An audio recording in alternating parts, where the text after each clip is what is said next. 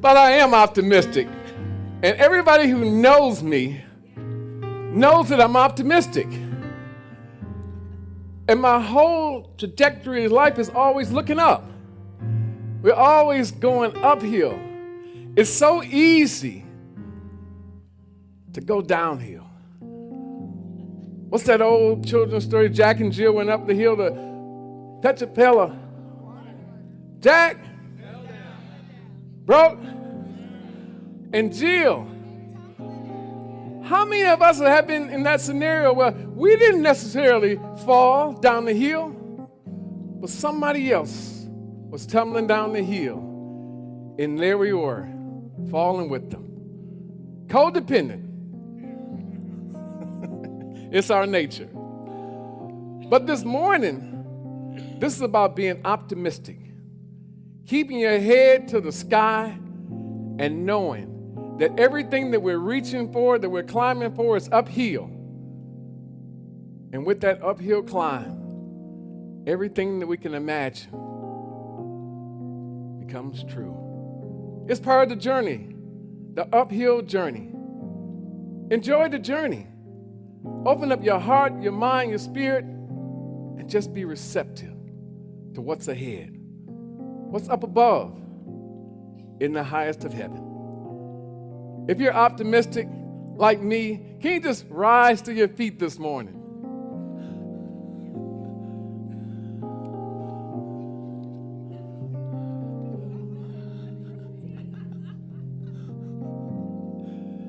Imagine. Can we just say imagine?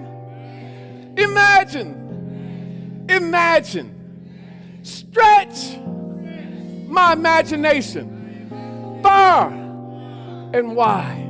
Now just reach out. Reach out. Reach out and grab whatever's possible. Whatever possible. Imagination. Repeat after me. Truth, trauma, transformation. Truth, trauma, transformation. And so it is. The cycle of life. Can we do an affirmation? Can we do a powerful affirmation this morning? I want you to just right now look at that affirmation. I want you to take a deep breath because you're going to need some strength in your lung capacity. Get through it. But it's the essence of this morning's message. I want you to deliver the message for me this morning. Is that okay? It was a big week for me. Paula Tubman worked on this documentary about Malice Green for 2.5 years. We started shooting that during the pandemic, and it was released last week. I'm going into a gas station yesterday in Detroit, and this man stops me and says, "Hey, weren't you on TV in that documentary?" I said, "Yeah." But this morning I realized I should have been singing.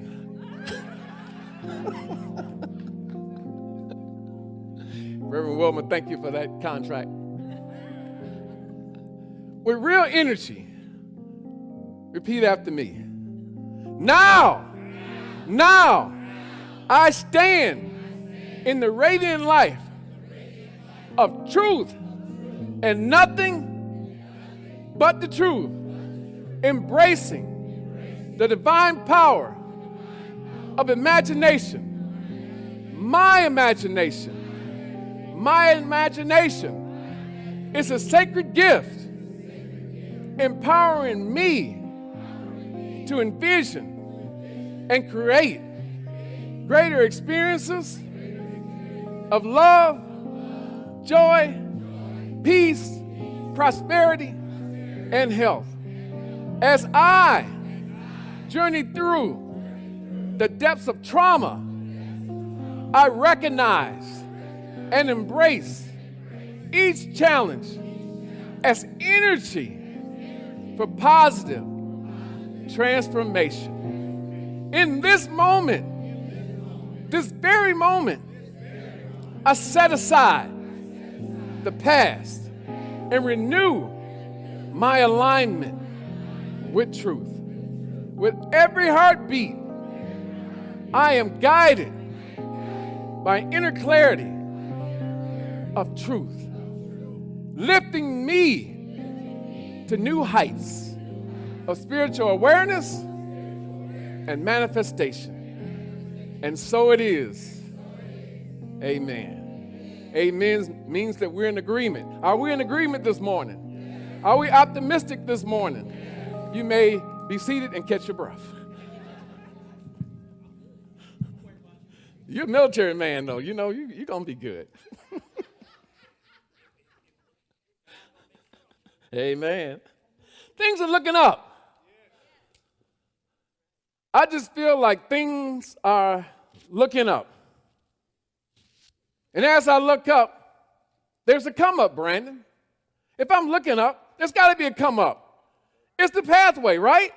If I'm looking up, my body automatically takes me up. I can't look down. It'd be very hard if I look down and back up.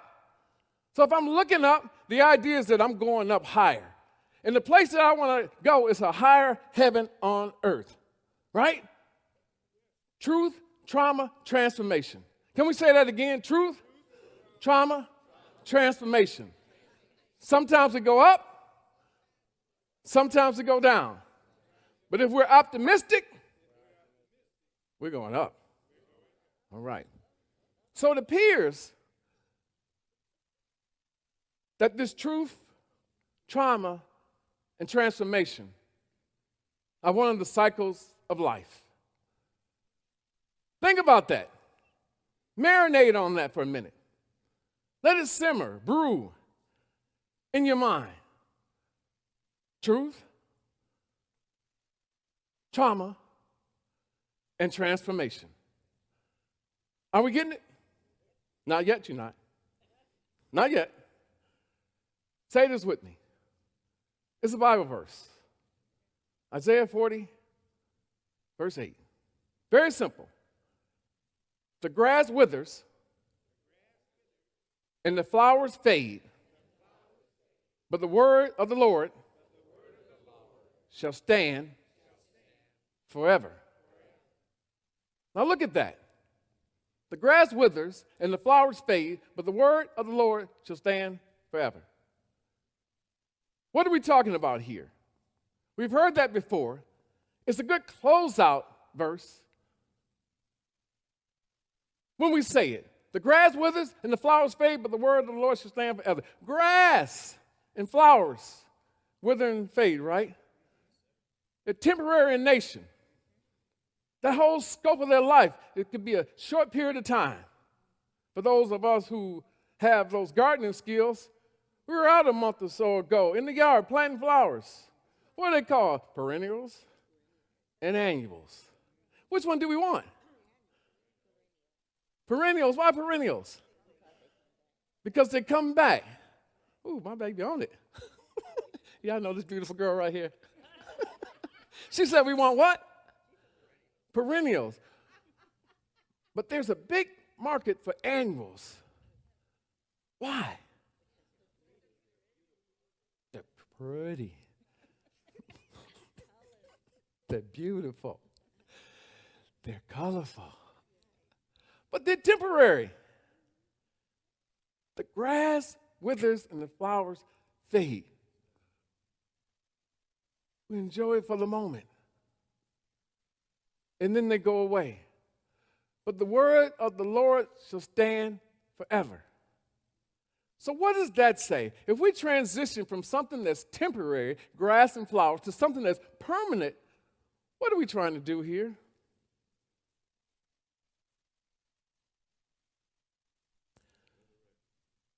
The truth is the truth. The truth is the truth and nothing but the truth. The truth can stand alone. The truth can stand the test of time. The truth can take you through trauma-filled experiences. How many of you have had some trauma in your life? Raise your hand. So I'm not dealing with any neophyte in the house this morning because I saw every hand raised. And I want to make sure, because the sampling size is appropriate, that I need to know that at least 15% of the people have had experience with trauma. Raise your hand again if you've had experience with trauma. And so that's everybody. Even when we look at this passage, the grass withers and the flowers fade, but the word of the Lord shall stand forever. There's something precarious. There is a peculiar shadow that casts doubt on truth. Have you noticed that? Have you noticed that the truth is the truth, and it's nothing but the truth, and it shall stand the test of time? But the truth is, there are some moments in life that test our ability to comprehend, to receive, to believe the truth. Is there? What about when you get the diagnosis and the prognosis? What about when you go through the job loss, the breakup, the divorce? Those are trauma-filled moments that test truth. And we cast a shadow of doubt on truth. Has anybody ever experienced casting a doubt on truth? Again, raise your hand if you cast a shadow of doubt on truth. The word didn't seem like it was willing to work for you. Huh? That's all of us. It ain't working for me. What are you talking about? It ain't for me. You know, the word doesn't work for me, is what we say, because that shadow of a doubt has been cast on the word. And there's a willingness to let trauma take over and preside over our life. Anybody ever had trauma preside over their life? Well, you just lived a trauma-filled life. And everything seemed to be tied to the trauma of your life. Have you experienced that? You know, I think about my own life journey and the things that I've been through. And the thing about the Malice Green situation, I grew up in the same neighborhood with Malice Green.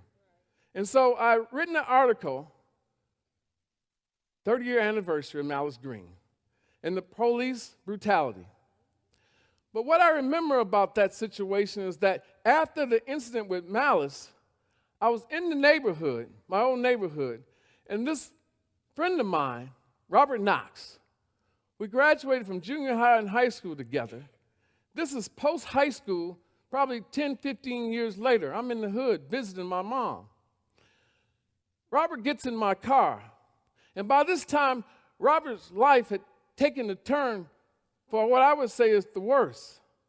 Traumatic experiences. Robert had become an alcoholic, become a cocaine user. And he was in my car, and I'm looking at him. And he's looking at me. And he said, "You shouldn't come here anymore. You don't belong here anymore." He said, "I wish they could just take a match and light it and just burn down this neighborhood because it's bad." And he said, "Glenn, I hope we see each other again, and I hope I'm doing better, but I'll probably be in heaven." Robert died 6 weeks later.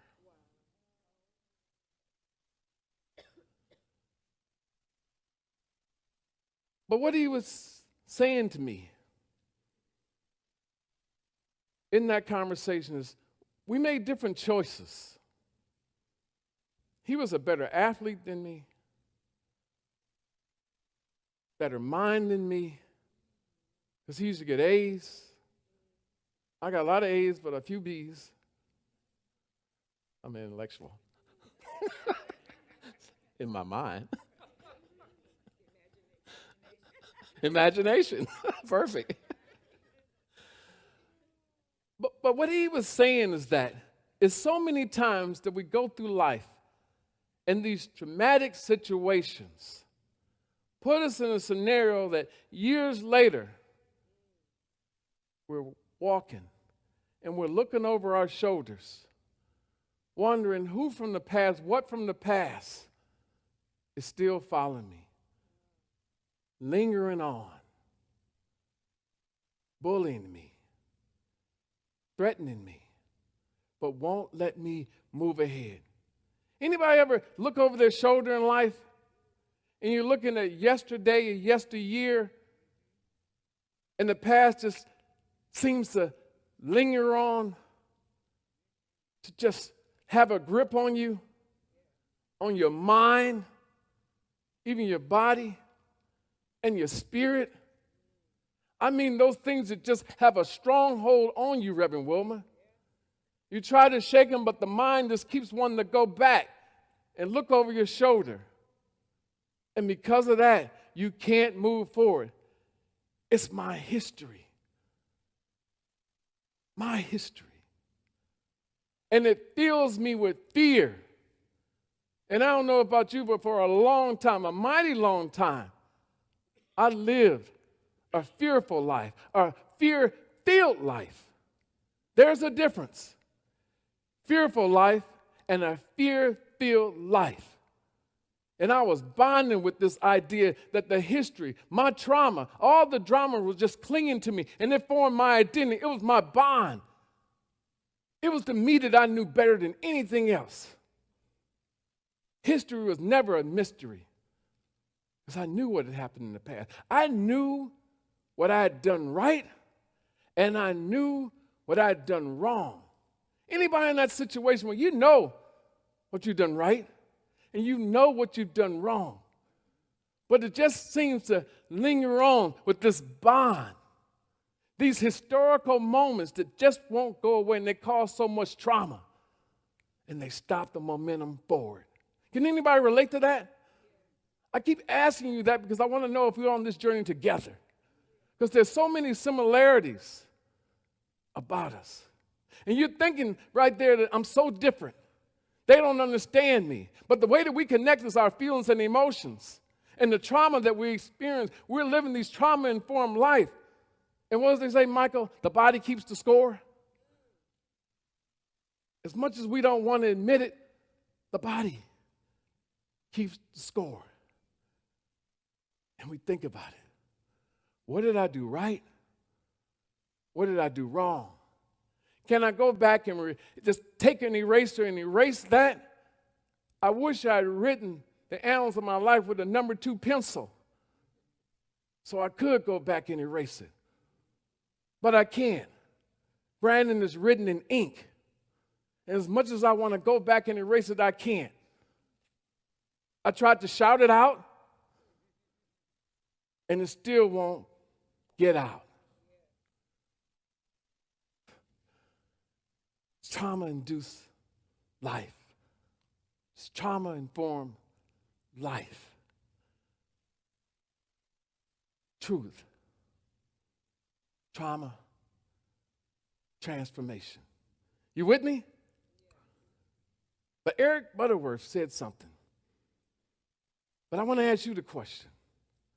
Are we what we think? We hear that in Unity. You are what you think. Don't we hear that?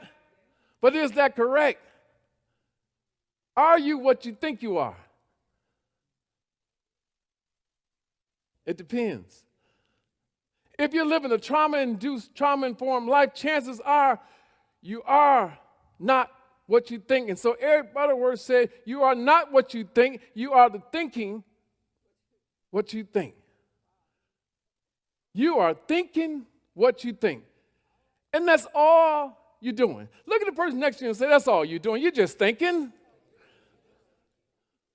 All you're doing is thinking. Right. Stinking thinking. Can we say that? Stinking thinking? Stinking thinking. It is. It gives everything this odor. And it just bothers us to the point where you are not what you think. You are thinking what you think. Do you get it? You better write that down. Because sometimes you catch yourself thinking, and what you're thinking is not what you should be thinking. So what you're thinking is not right about what you should be thinking. Y'all get that? That's a lot. I got a workshop coming up in a couple of weeks. You need to sign up for that. We're going to go deeper in that. But say this with me. I am not what I think. I am just thinking what I think. And sometimes my thinking shrinks me. Think about that. If you have all the potential in you, and the divine spirit lives in you, and the divine spirit propels you to greater heights, if you're in sync, if you're in connection, if you're in alignment with the spirit. But if you're out of alignment, you're out of line, right? How many times are we out of line? What you're saying is out of line, what you're doing is out of line, what you're thinking is out of line. And it creates this chaos, this traumatic experience that continues to play on and on and on. I am not what I think. I am just thinking what I think. And sometimes what I'm thinking shrinks me. Have you ever been shrunken before?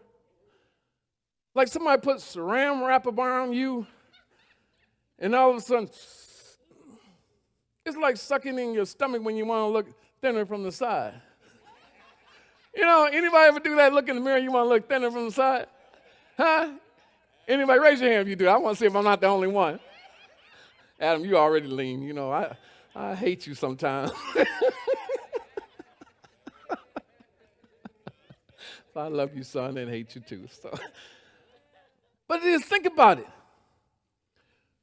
We put the wrap around ourselves that shrink us. And because we're in this shrinking state, we can't elevate. In a shrinking state, we can't elevate. Can we say that? In a shrinking state, we can't elevate. And so it's interesting. Carlos Castaneda, he's a late writer, an anthropologist. He talked about living a fear-filled life. And he said something about what he had to realize, how he was clinging on to history. And history became the next day, the next day. He kept living in repeat mode. He said, one day I realized I no longer needed a personal history. And just like drinking, I gave it up. Think about that. Do you really need a history?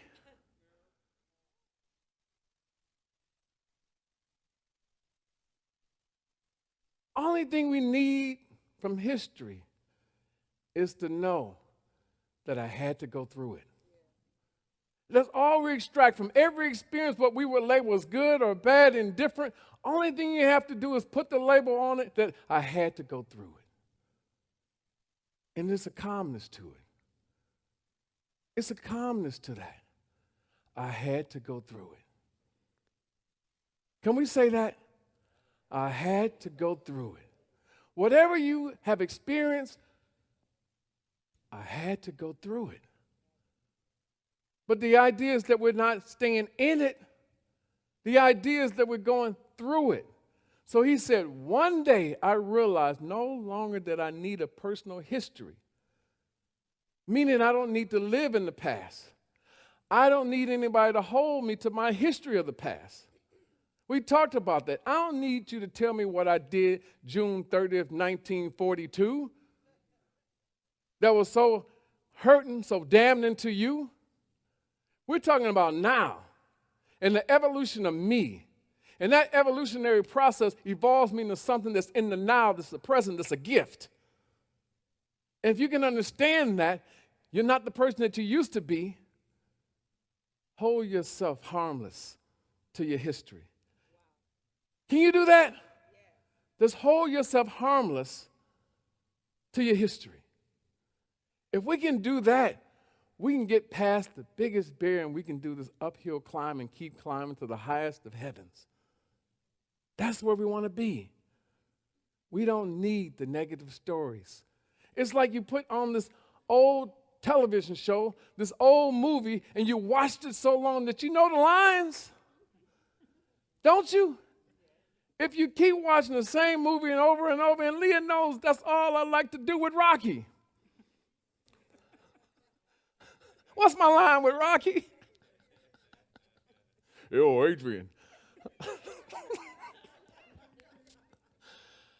But how about you? What about Gone with the Wind? What's the famous line? Frankly, my dear. Or Dirty Dancing. That's one of my favorites, too. Nobody. See what I'm saying? Y'all, come on. Y'all, come with me today. What about Braveheart? They may take our lives, but they'll never take our freedom. Forrest Gump. Life is like a box of, you never know.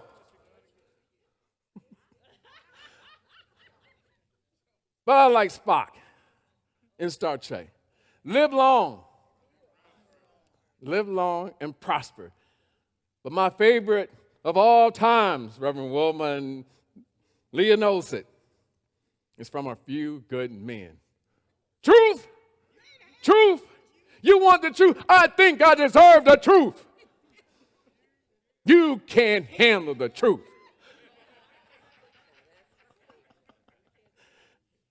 But that's what we're talking about today, truth, trauma, and transformation. So my question to you is, can you handle the truth? Can you stand on the principles of truth and nothing but the truth, no matter what trauma or drama comes into your life? Can you just stand firmly on truth and say to yourself, I can handle the truth. I can live by the truth. I can be transformed by the truth.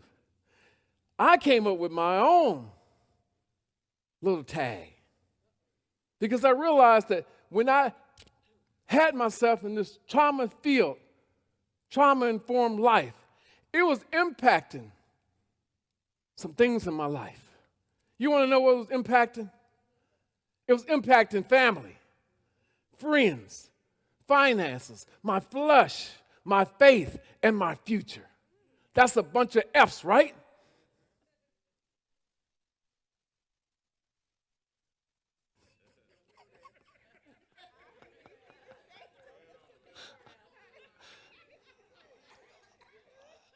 I need to repeat that. Family, friends, finances, my flesh, my faith, and my future. Trauma impacts all of those areas of our life. And it always does. And so we have to remember that we have to be conscious. What is the word we say, Donnie? My quote of the day. We must always be conscious of and affirm that trauma does not transcend or transform truth. Truth is meant to transform trauma. Can we read that together? Because this is a pivotal moment in our life when we realize this. Let's read together. We must always be conscious of and affirm that trauma does not transcend or transform truth. Truth is meant to transform. If you got that, you got the message. Because truth transforms traumatic experiences. Truth supersedes trauma. Truth supersedes drama. Truth puts us in a position where if I know the truth, I know who I am. I know that the Christ lives within me. I know that I am co-creating, and I'm co-creating a higher and higher level. I'm moving up a hill, and that uphill motion allows me to see myself moving higher and higher and higher into a higher heaven. And that's where I want to be. No longer is it the reverse. The trauma informs truth. And that's the way most of us live. Our trauma sets the stage for what we think is true. And so we live and act and breathe and have our being in what is not true because we've been transcended by the trauma. You get it? You got it? Because lock that in. Make sure you write this one down, take a picture, and recognize this. Say this with me. I will not let fear get the best of me and hide the best of me.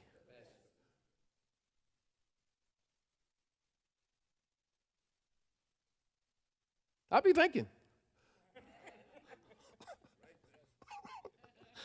I'll be thinking, Michael, about where we need to go. And so when I'm thinking about this, I'm thinking about fear. And I've lived this fear-filled life for a long time. All these things about myself, these uncertainties. Am I good enough? Will something about me hold me back?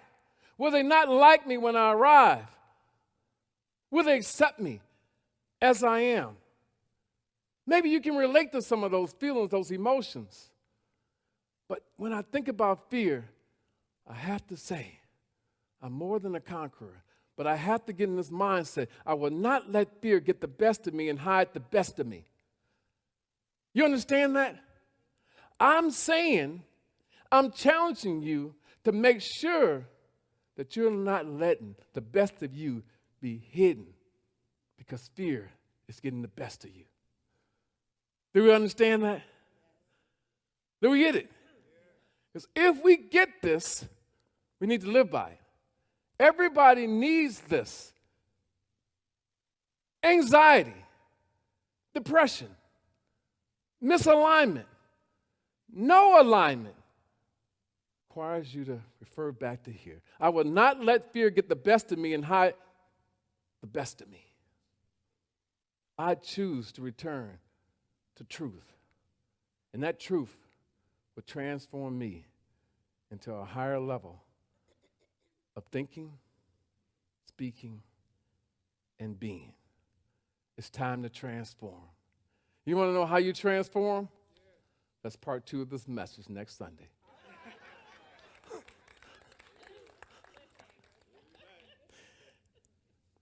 Can we all stand?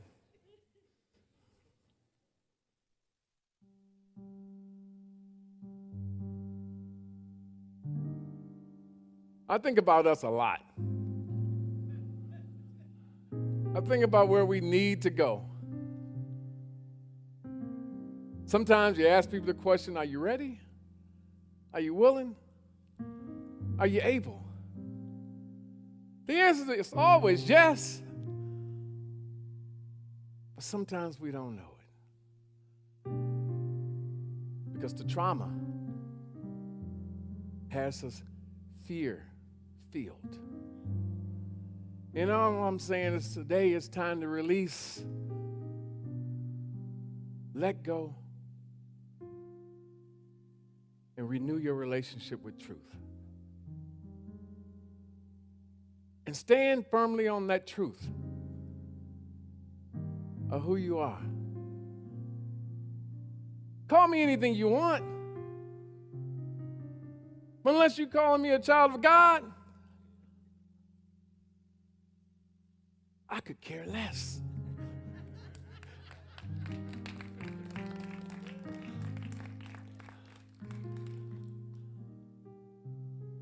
Yeah, I was looking for something sophisticated, right? But it is. It's a willingness to keep knowing through growing that I am one with the Christ. And the Christ lives in me. And as long as I let the Christ order my steps, my thoughts, my words, my feelings, my actions, I'll continue to travel uphill. And that's where we want to go. Into that space that we call heaven, right here on earth. We don't believe in the by and by. We don't believe that we have to wait for somebody to treat us right. Sometimes we need to be like Miss Seeley.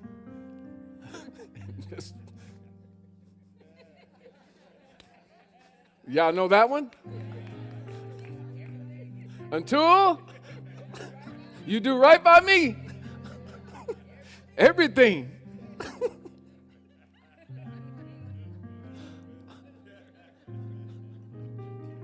No, I don't want y'all casting demons on nobody. Don't be going out here talking about Reverend Glenn told me to cast a demon on you, and Reverend Wilburn was right there with him, so cast a demon on me. Ooh, child. And Reverend Wilburn will say it. Ooh, child, sometimes you have to cast a demon on them. Get them away from you.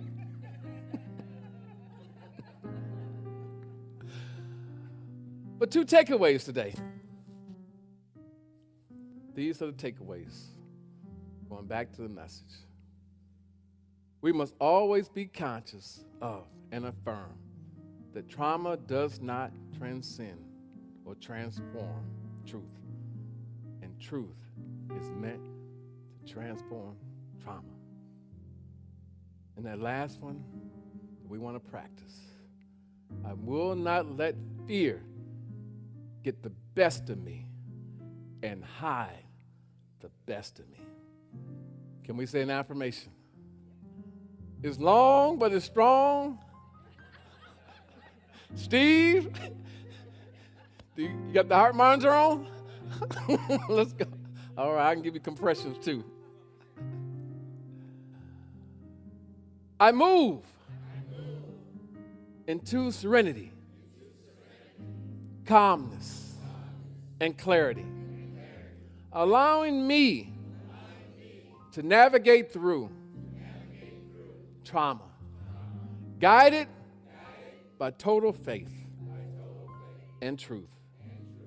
This truth transforms me beyond my imagination, elevating my spirit and renewing my soul. I embrace the boundless possibilities that imagination brings, empowered by the divine light within me. Now, I am the walking, the talking, the living presence of God, shining love, wisdom, and gratitude. In every step I take, in every word I speak, I'm stepping up into the upper room of heaven on earth. And so it is. Amen. Look at somebody next to you and say, I'm stepping up.